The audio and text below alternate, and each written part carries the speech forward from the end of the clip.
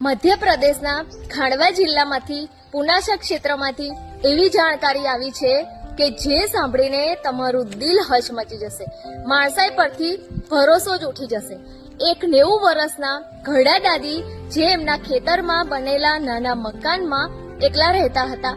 ઉંમરના આ પડાવમાં જેમાં માણસને શાંતિ અને સન્માન મળવું જોઈએ, ત્યાં એક રાત્રે 4 વ્યક્તિ એમના ઘરમાં ઘૂસી ગયા.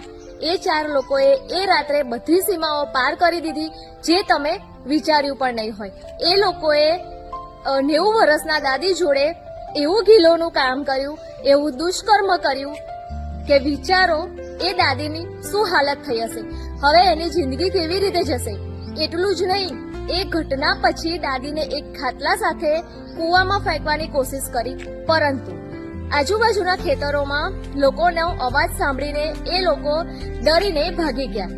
દાદી આખી રાત ત્યાં ને ત્યાં ઘાયલ પડી રહ્યા અને બીજા દિવસે અમુક માણસો સવારે ત્યાં પહોંચ્યા ત્યારે આ ઘટનાની ખબર પડી.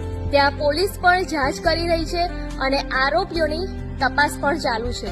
પણ સવાલ ખાલી પોલીસથી નથી, સવાલ આપણા બધાનો છે.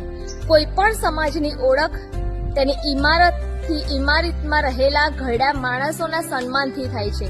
આજે 90 વર્ષના દાદી પણ સુરક્ષિત નથી, તો વિચારો નાની છોકરીઓનું શું થશે, આપણા જેવી મહિલાઓનું શું થશે, આ સમાજનું શું થશે. આપણે પોતાને પૂછવું પડશે, આપણે કેવા પ્રકારના સમાજમાં રહીએ છીએ. માણસ બનવું મુશ્કેલ નથી, પણ બીજાના દર્દને મહેસૂસ કરવું એ પણ શીખવું પડશે. ત્યાં ઘરડા માણસો બીકની છાયામાં જીવે છે અને દરિદ્રો ખુલ્લે આમ ફરી રહ્યા છે. જ્યાં ઘરડા મહિલાઓ સુરક્ષિત નથી, ત્યાં માણસાઈ ચૂપ છે. વિચારો આવા સમાજનું શું થશે.